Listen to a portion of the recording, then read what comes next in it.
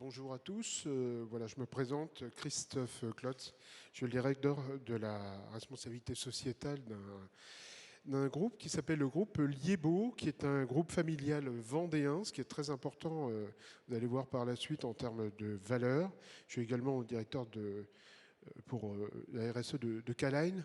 Donc le groupe Liebo, leader de la menuiserie en France, environ 4000 collaborateurs, 13 usines, on est présent dans 5 pays. Et pour vous donner une idée de la taille, on va bientôt tangenter avec le milliard d'euros de chiffre d'affaires.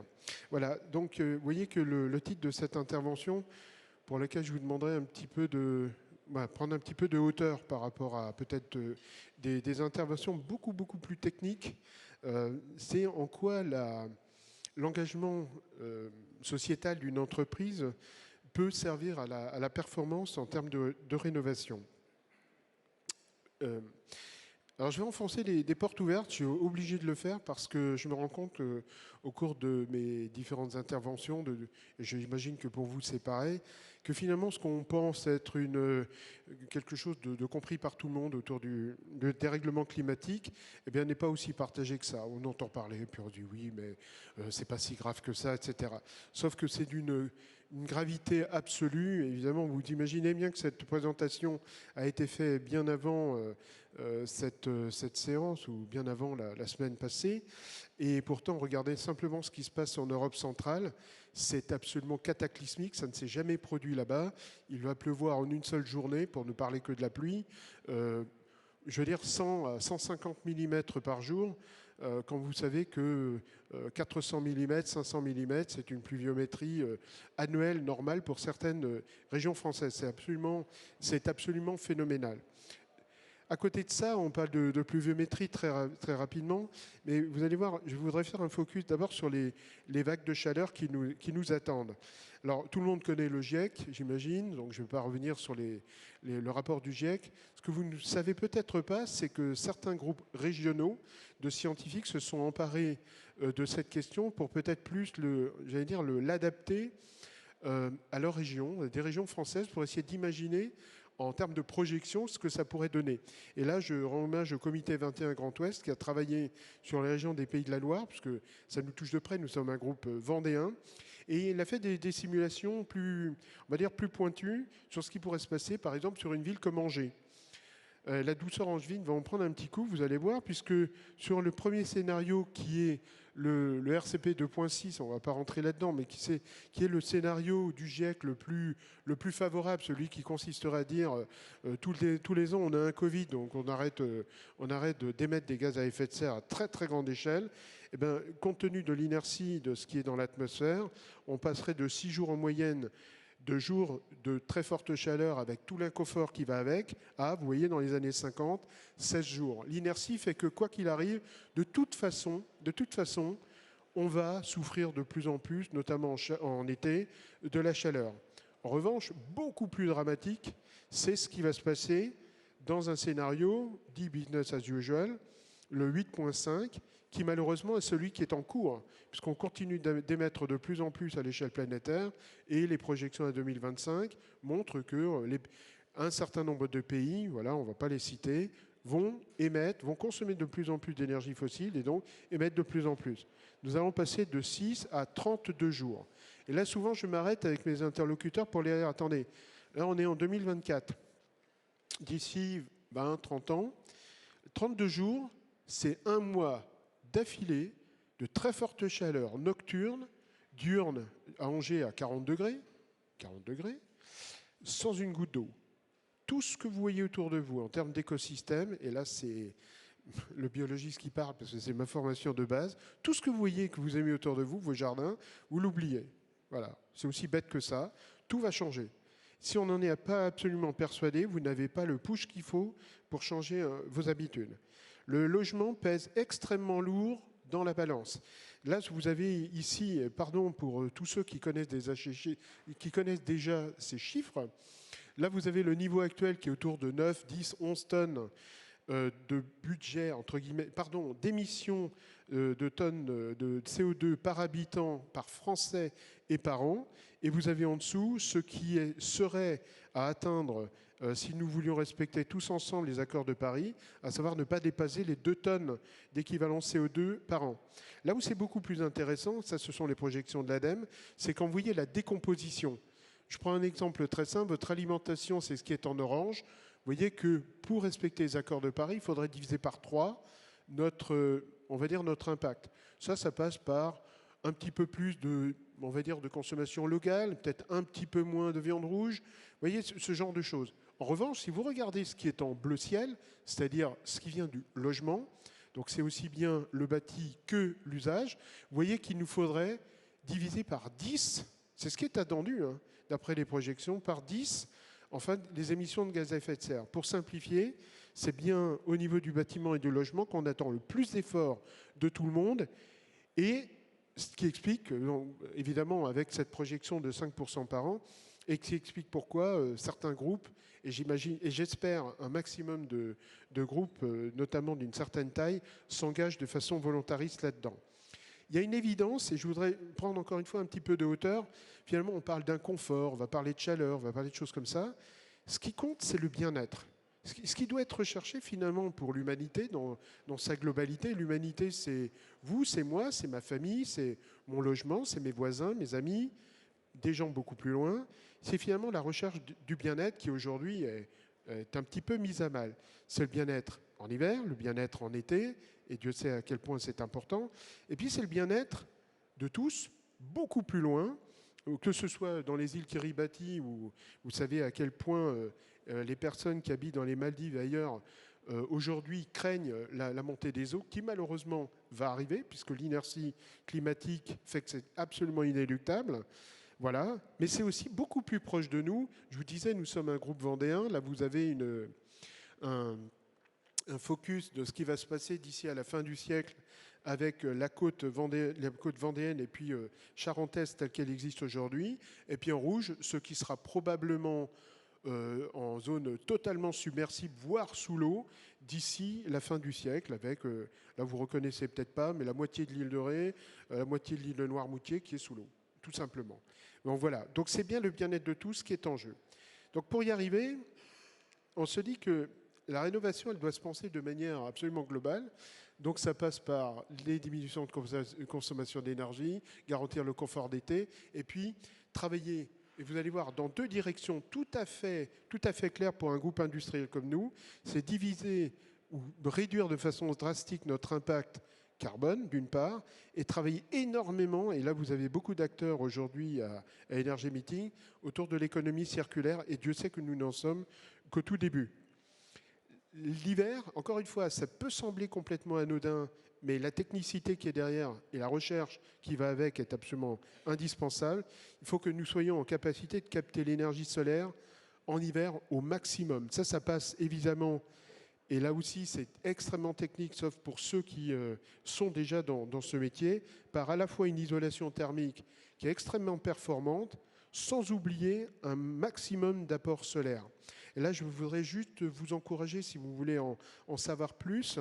Il y a une étude qui vient de sortir, qui est complètement contre-intuitive. Et si vous voulez en savoir plus, justement, sur à quel point augmenter la surface vitrée d'un logement, quelle que soit la région, sauf peut-être le pourtour méditerranéen, peut être ramené à l'année extrêmement intéressante en termes de BBO. Donc là, c'est pour vraiment pour faire un petit clin d'œil à la RE 2020. Et si vous voulez en savoir plus, vous tapez dans Google SNFA, donc le syndicat des fabricants de fenêtres aluminium, et le mot-clé c'est Tribu, et Tribu c'est le nom du bureau d'études qui a fait cette étude. C'est totalement contre-intuitif, j'ai encore relu hier, je peux vous dire que c'est assez étonnant, avec des surfaces très importantes. En été, le confort d'été, il y a encore quelques années, évidemment, sauf si vous habitiez dans le sud, ça n'était pas quelque chose d'aussi important que l'hiver. Aujourd'hui, c'est peut-être différent. Et le confort de vie passe forcément pour nous sur une gestion des occultations. C'est-à-dire que là, il y a un travail énorme qui doit faire autour de ça, avec notamment de la domotique, parce que vous n'êtes pas tout le temps chez vous. Donc il faut à la fois avoir de la lumière, il faut à la fois profiter des moments où il va faire un petit peu plus frais. Si on n'est pas capable d'accélérer et d'investir dans ce champ, on aura beaucoup de mal à y arriver. couplé à de la ventilation naturelle, notamment nocturne, et là aussi pilotée par des systèmes de plus en plus performants. Donc, si on s'inscrit dans une réno globale, confort thermique l'hiver, confort de vie l'été, mais ça ne suffit pas. Et vous voyez qu'il y a tout plein de choses qui doivent se rajouter et qui font que l'entreprise en elle-même, et là je reprends de la hauteur, c'est pas simplement un fabricant qui va innover sur des fenêtres qui sont d'abord très belles, très fines, qui laissent rentrer la lumière, mais qui va beaucoup, beaucoup plus loin. Alors, moi, je vous inviterai évidemment à la fin à venir nous rejoindre parce qu'on a un petit stand ici et ça nous permettra d'échanger beaucoup plus avant. Le 5 axes prioritaires en termes on va dire de plan environnemental, c'est d'une part l'évaluation pour mieux agir. Et là, c'est vraiment le clin d'œil à notre plan de décarbonation. Nous sommes un partenaire de l'ADEME. On va participer dans quelques jours à un webinaire national avec eux pour inciter les ETI à accélérer leur plan de décarbonation, à être beaucoup plus volontariste. La transition énergétique, j'en toucherai juste un mot après avec quelques photos. Et puis, évidemment, tout ce qui tourne autour de l'économie circulaire. Dans notre cas, ce sont beaucoup les emballages, parce que les fenêtres, ce sont des produits techniques très fragiles. Donc, vous imaginez bien, enfin, vous voyez, nous sommes le spécialiste de l'aluminium. Ce sont des beaux objets. Et lorsque vous les transportez, il ne faut pas jouer avec ça. Et pour autant, on peut largement améliorer la manière de faire. L'éco-conception, il y a beaucoup à dire là-dessus. Et puis, la maîtrise de la fin de vie du produit, parce que aujourd'hui, il y a beaucoup trop de gaspillage. J'y reviendrai dans un instant. Mais le plus intéressant, c'est peut-être ce qui est à gauche. Et là, j'en parlais juste avant avec des journalistes qui venaient nous voir. En fait, il y a un maître mot, il y a quelque chose qu'on aime bien dire, c'est qu'en tant que fabricant, vous êtes juste un maillon d'un écosystème. Et aussi gros que vous soyez, si vous n'avez pas la main mise sur l'intégralité de la chaîne de valeur, à un moment, vous avez besoin des autres. Et si on n'est pas avec les transporteurs, ceux qui vont monter les menuiseries, donc pour nous, ce sont des artisans, si vous n'êtes pas en lien avec les gens qui vont déconstruire, qui vont démolir, qui vont démanteler les menuiseries, qui vont ensuite assurer la fin de vie des menuiseries, jamais vous n'aurez cette circularité que nous recherchons. Vous voyez, cette boucle qui est là, en fait, elle représente la linéarité aujourd'hui de notre économie. Et là où on va véritablement gagner, c'est en mettant tout le monde autour de la table. Et c'est un énorme challenge, parce qu'aujourd'hui, on a encore trop tendance à travailler chacun de son côté en pensant qu'on est les plus beaux, les meilleurs, et de toute façon, les autres, c'est des idiots. C'est pas vrai. Chacun a sa petite pierre à apporter à l'édifice. La priorité absolue pour nous, c'est la réduction de notre empreinte carbone. Voilà le snapshot, 250 000 tonnes chez K-Line d'empreinte carbone en 2022. Ça ne dit rien à personne, sauf que ce qui est important, c'est de comprendre que c'est notre amont, ce sont nos matières premières, donc le lien avec nos fournisseurs, qui pèsent, et de très très très loin le plus. Si vous venez nous voir aux Herbiers en Vendée, vous allez voir, il y a plusieurs usines, plusieurs sites de production, donc naturellement, vous pourriez vous dire, c'est là que se trouve votre empreinte carbone la plus importante. Eh bien, en fait, c'est noyé dans la bande rouge que vous voyez, ce qui est très très peu par rapport aux matériaux. Et c'est pour ça qu'il nous faut absolument investir dans notre amont, ce que nous avons fait, avec notamment Exal. Donc, alors, nous sommes à Lyon. Petit clin d'œil à mes collègues lyonnais, parce que dans la plaine de l'Ain, du côté de Bourgoin-Jallieu, il y a un très grand site industriel avec une extrusion qui s'appelle un extrudeur qui nous appartient. L'extrusion, c'est comment je passe de la billette d'aluminium à un profilé d'aluminium qui va permettre de faire une menuiserie. Donc nous avons investi là-dedans pour pouvoir être aussi les plus bas carbone possible dans l'extrusion. Donc nous sommes probablement l'extrudeur le plus bas carbone de France. Et puis, beaucoup plus important, puisque l'aluminium aujourd'hui n'est jamais perdu. Sachez que l'aluminium est une denrée, est un produit qui coûte cher, et donc il n'est pas perdu. En revanche, il nous échappe, c'est-à-dire qu'il part dans des circuits, il part à l'étranger, il revient, vous ne savez pas sous quelle forme, pas de traçabilité. Donc l'idée, c'était d'assurer dans le Grand Ouest de la France, qui est un pôle aluminium très important. Il n'y a pas que de la menuiserie, mais il y a beaucoup d'entreprises qui travaillent l'aluminium en Loire-Atlantique et notamment en Vendée. Et Corallium, ce sera à partir de 2025 la fonderie la plus performante de France, qui nous appartient. Un investissement de pas loin de 50 millions d'euros, donc vous imaginez pour un groupe familial, la plus performante de France, mais aussi avec tout le système de tri qui va bien en amont, parce qu'il nous faut pouvoir maîtriser au maximum l'origine et encore une fois la traçabilité de cet aluminium, de façon à ce qu'un jour, alors c'est peut-être une vue de l'esprit, une menuiserie en aluminium pourra avoir quelque part sa carte d'identité, on pourra remonter jusqu'à, pourquoi pas, l'origine de quel chantier de démantèlement provient cet aluminium. Première coulée, comme on dit dans le jargon des fondeurs, en janvier 2025, vous voyez, c'est absolument demain. Très rapidement, avec quelques photos, le plan environnemental passe forcément, là aussi c'est trivial, mais c'est tellement important de le répéter et d'encourager tout le monde à le faire. C'est la réduction des consommations. Donc là, c'est au niveau notamment de nos sites industriels. Je citerai juste un chiffre qui rend nos salariés vraiment très très fiers. En l'espace de 2 ans et demi, on a baissé de 33% les consommations de gaz par plein de petits gestes, de petites choses. Et ce qui est assez magique, c'est quand vous avez vos camarades, les salariés, les managers, qui n'ont plus besoin de vous pour vous inciter à aller de l'avant, qui le font naturellement parce que c'est normal, juste parce que c'est normal. Ça, c'est assez magique. Réduction des consommations d'énergie, si possible. Donc c'est d'autant plus facile sur les sites, on va dire plus modernes, comme ici celui de la Plaine de l'Ain, qui s'appelle Lima. Voilà. Donc évidemment, c'est un investissement dans les panneaux photovoltaïques. C'est la voie que nous avons aujourd'hui choisie. L'idée étant, si possible, d'essayer d'équilibrer nos dépenses énergétiques, nos consommations énergétiques avec notre production. Nous n'y sommes pas encore, mais on y travaille. L'emballage, donc là, c'est encore une fois, c'est en deux, trois images. L'emballage, c'est extrêmement important. Nous, les cales pour protéger les menuiseries, ça se compte en millions de pièces par an.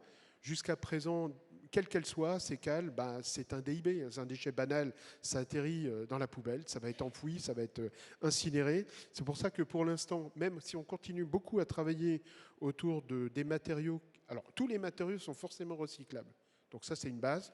Mais même en biosourcing, c'est très compliqué lorsque vous stockez à l'extérieur, par exemple. C'est pour ça que l'idée, c'est vraiment d'investir plutôt dans des cales, un peu comme dans l'industrie automobile, de plus en plus techniques, de manière à pouvoir les réutiliser, les réemployer, pour utiliser le mot exact, plus d'une dizaine de fois. Et donc aujourd'hui, ça demande une logistique très particulière qui est en train d'être mise en place. L'éco-conception, voilà, j'enfonce une porte ouverte, c'est une vraie révolution parce que d'une gamme à l'autre, évidemment, on améliore l'ergonomie, l'esthétique, etc. Mais aujourd'hui, le bas carbone n'est pas négociable. Donc, les produits seront de plus en plus bas carbone. Une nouvelle gamme de portes arrivera en fin d'année avec des chiffres très impressionnants, très impressionnants par rapport à, on va dire, à la gamme précédente. Et puis, beaucoup de travail autour de la démontabilité et de la réparabilité. Et enfin, pour finir, la maîtrise de la fin de vie des produits. Voilà, le logo Valobat qui apparaît parce que nous sommes un partenaire, j'espère, très important de Valobat. On travaille beaucoup ensemble. On ne se substitue pas à eux. Et simplement, cette photo du vitrage, elle est pour moi, elle est totalement symbolique. Je pense que vous n'êtes pas nombreux à imaginer qu'il y a encore 2 ans, le verre plat qui était démonté lors d'une rénovation, à 98%, il partait dans des trous. Aujourd'hui, nous sommes peut-être à 4% de réemploi, de recyclage. L'État impose de dépasser les 20% en 2-3 ans. C'est un challenge absolument énorme, alors même que c'est juste du bon sens. D'abord parce que le gaspillage, c'est un scandale. Et d'autre part, lorsque vous refaites du verre à partir du verre, vous utilisez beaucoup moins d'énergie que d'aller l'extraire de la silice et du sable. Lequel sable est de plus en plus difficile à trouver. Donc c'est juste du bon sens. Voilà, je termine simplement quelque chose. Vraiment, c'est basique. Je vous ai dit, je prends de la hauteur, c'est pas trop technique. K-Line, c'est toute une succession finalement de bon sens. D'abord, il faut prendre conscience. Donc prendre conscience, c'est ce que je vous ai dit sur le changement climatique, en faire une certitude, c'est le partager aussi avec ses collègues. 100% des cadres chez nous ont fait une fresque du climat. Je peux vous dire que c'est des moments absolument colossaux. C'est des moments magiques. Donc voilà, on continue en plus. C'est pensée globale. Ça ne sert à rien de regarder nous tout seuls. C'est une ouverture sur le monde. Savoir, c'est la connaissance. Là, il faut creuser, il faut aller, il faut se renseigner, il faut apprendre, il faut retourner à l'école. Il y a une envie de faire aussi avec les autres, et pas seulement tout seul dans son coin, comme je disais avant. La collaboration, elle est clé. Je disais avant, avec sous forme de petit clin d'œil, la RSE, pour ceux que ça intéresse, c'est faire avec les autres. C'est une définition même. Tout seul, vous ne faites jamais de RSE. C'est tout le temps avec les autres. C'est une base. Et puis, avoir les bons produits, parce que si vous n'avez pas les bons produits, votre entreprise, elle périclite, et puis après, ça ne marche pas. Ce n'est pas juste du développement durable, c'est de la RSE.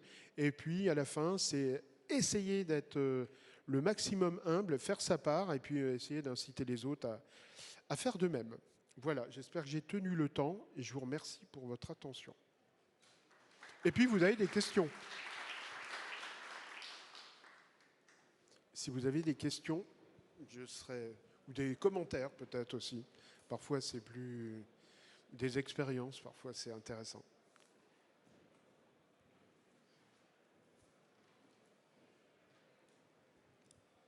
Bonjour. Alors, je suis artisan. Vous avez parlé brièvement de Valobat. J'aurais aimé savoir ce que vous mettiez en place sur le terrain pour, nous, quand on dépose des menuiseries, pour les récupérer, s'il y avait des logistiques. Merci. C'est très très important parce qu'il y a de très belles initiatives de la part de nos confrères qui existent depuis plusieurs années et qui consistent à mettre en place des systèmes de récupération, démantèlement, etc. Ça n'a pas été notre façon de faire. La façon de faire de K-Line, aussi peut-être liée à sa taille et au nombre d'artisans qui est vraiment très très impressionnant, des milliers d'artisans en diffus à travers la France, a été vraiment d'aider, Valobat, c'est jamais qu'un écosystème. Ce n'est pas juste l'éco-organisme qui récupère des éco-contributions. Voilà. C'est de leur demander, de les aider à mettre en place à marche forcée un nombre de centres de collecte importants, proches, le plus proche possible de chez vous. Ce qui compte, c'est que vous puissiez, en tant qu'artisan, vous libérer l'esprit en disant, au moment de la rénovation, je démonte une fenêtre et gratuitement, je peux l'emmener quelque part. Le plus important, c'est ça, c'est la gratuité. Moi, je suis artisan, il ne faut pas que ça me coûte. Aujourd'hui, ça vous coûte. Vous avez une benne chez vous, ou vous avez la déchetterie pro qui vous fait payer. Aujourd'hui, ce que vous amenez à la déchette en payant, c'est des matériaux qu'on va pouvoir réemployer. C'est j'adore ce terme MPR, matière première recyclée. C'est plus un déchet, c'est une matière première. Ok, elle est recyclée, matière première. Donc, il faut pouvoir la récupérer. Et ce qui compte pour vous, c'est la gratuité.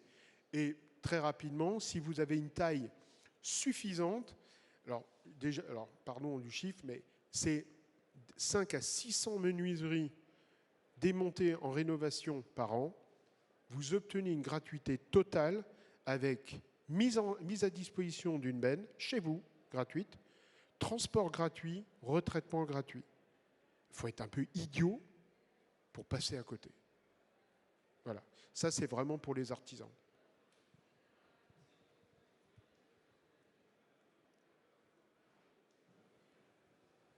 Bonjour, une question peut-être sur la transparence des données environnementales de vos matériaux. Quelle est votre feuille de route, notamment sur les fiches de données environnementales et sanitaires? Et l'analyse de cycle de vie de vos matériaux? Alors aujourd'hui, pardon. D'accord. Donc K-Line le groupe Liebo joue collectif. Nous sommes un membre très important, très influent de nos syndicats professionnels. Et à date, en fait, si vous cherchez les fiches données de sécurité de nos menuiseries, vous verrez que ce sont des fiches collectives, celles du SNFA notamment. L'avenir n'est pas écrit. Mais il y aura de telles disparités dans le sourcing, dans la façon de faire, qu'il y a fort à parier que nous irons progressivement vers de plus en plus de de fiches qui soient individuelles, ramenées à la gamme chez nous. Donc ce sera de plus en plus fin. Et c'est ce que le marché forcément nous demande. Et nous, évidemment, nous y avons tout intérêt.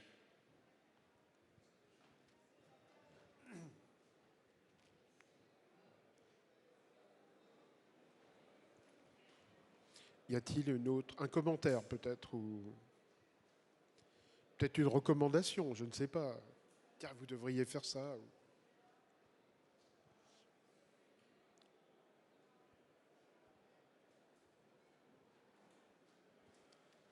Bonjour. Vous avez discuté pendant la partie sur votre impact carbone, comme quoi vous aviez 80% de votre impact qui était dû à l'amont, et ensuite quand vous présentez les parties pour pouvoir réussir à le réduire, vous parlez surtout d'éco-concevoir, de maîtriser la fin de vie et réduire les emballages. Est-ce que vous auriez un retour d'expérience sur une réflexion autour des transports lorsque vos fournisseurs en matières premières doivent amener justement par exemple l'aluminium vers vos usines?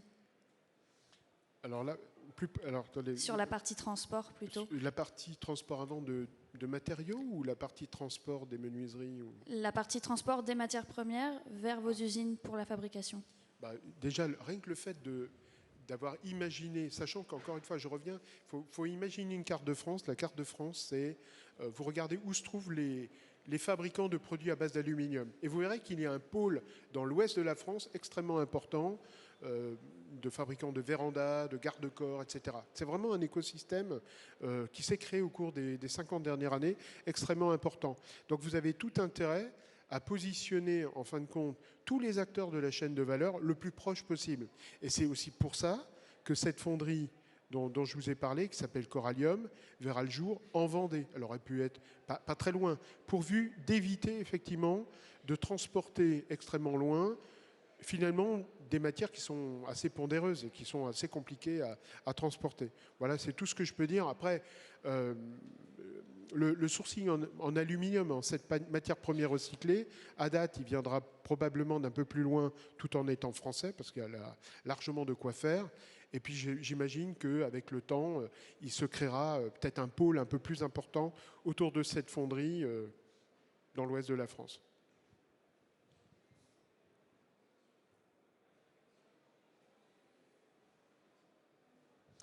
Eh ben, merci beaucoup.